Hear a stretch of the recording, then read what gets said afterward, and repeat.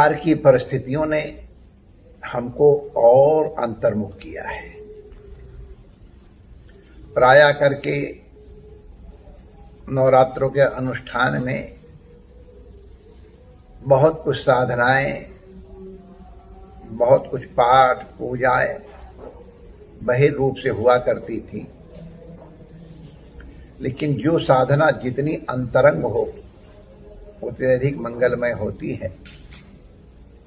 तो इस बार हम लोगों को भगवान ने अंतरंग साधना करने का अवसर दिया। कुछ इस तरह की व्यवस्थाएं बन गई कि बहिरंग जो प्रभाव हमारे ऊपर पड़ते थे वो भी न्यूनतम हुए, लगभग नहीं हुए। जब भी इस प्रकार की विशेष परिस्थिति आवे उस समय प्रभु का विशेष स्मरण मंगलमय होता है। एक बार महाराजा रघु के राज्य में इसी प्रकार की एक बहुत बड़ी विभीषिका आई थी, और वो विभीषिका देवताओं, मनुष्यों किसी के द्वारा नियंत्रित नहीं हो रही थी। तो रघु ने अपने मंत्रिमंडल के जो पुरोहित गण थे उनसे पूछा कि ये तो कुछ अलग प्रकार की समस्या है, इसका समाधान क्या है। तो उन दिव्य अनुभूत महापुरुषों ने बताया था, इसके लिए गान करो, भजन करो, बड़े बड़े वाद्य बजाओ, नाचो कूदो, तुम्हारे इस उल्लास से ये विभीषिका नष्ट हो जाएगी। आदरणीय मोदी जी ने जब उस दिन संकेत किया था कि सब लोग शंख बजाएं, थाली बजाएं, तो हमको लगता है कहीं वहीं से तो प्रेरणा नहीं प्राप्त हुई।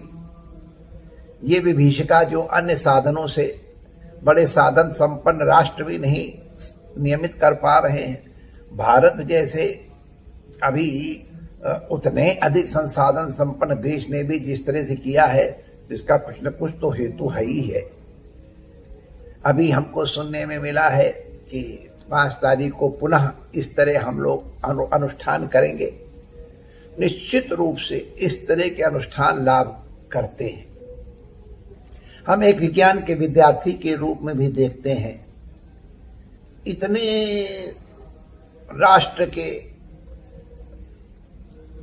प्रबुद्ध लोगों का, राष्ट्र के समर्पित लोगों का एक संकल्प होगा, राष्ट्र का कल्याण हो, राष्ट्र से ये विभीषिका निवृत्त हो, तो जरूर उनकी थॉट पावर्स, इच्छा शक्ति का प्रभाव पड़ेगा। और हम इसके लिए आदरणीय मोदी जी को विशेष रूप से साधुवाद देते हैं कि कम से कम उनको इस तरह की सोच तो दिखाई पड़ी। इतिहास में रघु के बाद ये हमको प्रथम बार शायद ऐसे कभी हुआ हो।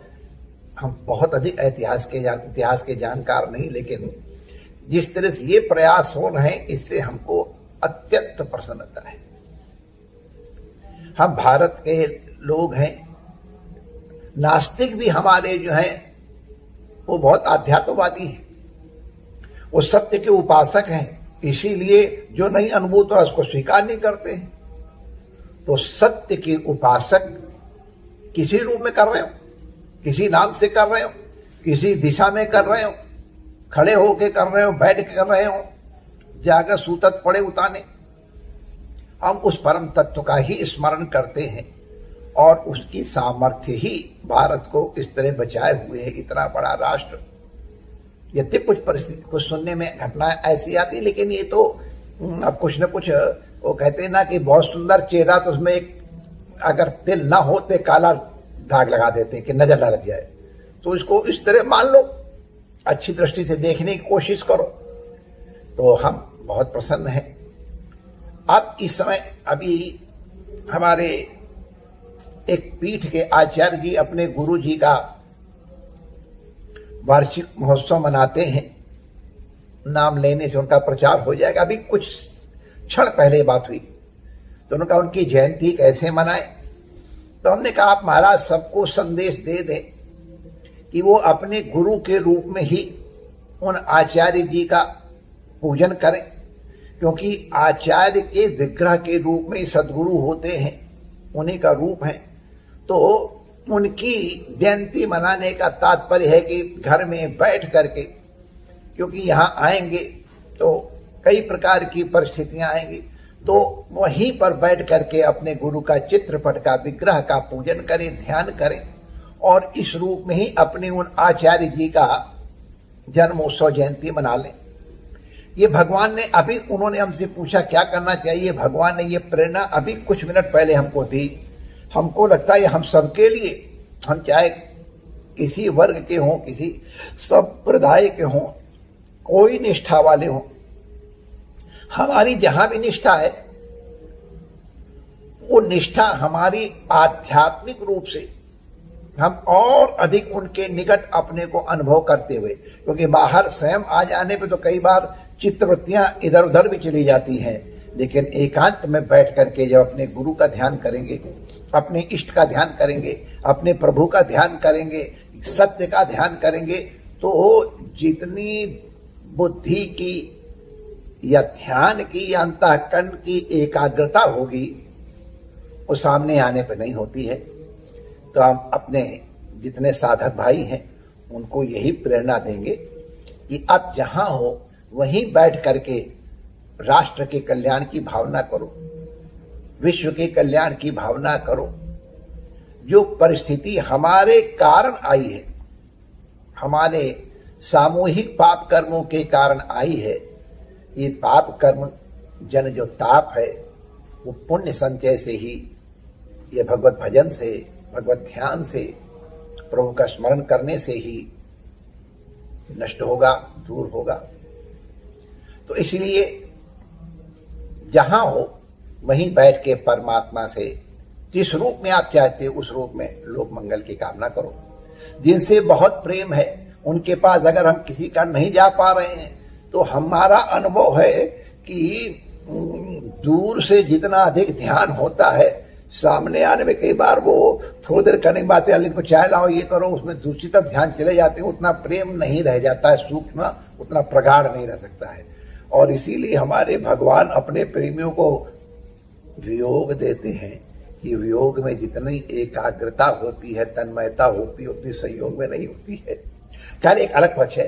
तो सब लोग जहां हैं वहीं से मर्यादाओं का पालन करते हुए, सामाजिक संपर्क इत्यादि भी थोड़ा नियमित रखते हुए ये ध्यान रखें कि एक व्यक्ति की गलती के कारण बहुत बड़ी हानि हो सकती है। अपने उत्तरदायित्व को समझें। सबसे बड़ा हमारा उत्तरदायित्व अपने और अपनों के लिए है। हमारे अपनों को किसी प्रकार का अगर कष्ट अनुभव करे हमारे आचरण के कारण, तो ये हमारा उनके प्रति अपराध होगा। हमको सावधान रहना चाहिए। हमको आहार विहार, चलने फिरने, इन सब में सावधानी बरतनी चाहिए। इसमें हर व्यक्ति का सहयोग आवश्यक है। श्री महाभारत इत्यादि में जब इस प्रकार की विभीषिकाएं आती हैं तो उसमें हर एक को जिम्मेदार बनाया गया है। हम लोग अपनी इस जिम्मेदारी को समझें और आत्म कल्याण करते हुए अपने परिवार का, अपने मोहल्ले का, अपने शहर का, अपने प्रांत का, अपने राष्ट्र का और समग्र विश्व का कल्याण करें। समग्र मानवता का कल्याण हो। परमात्मा आप सबका मंगल करें। जय श्री कृष्ण।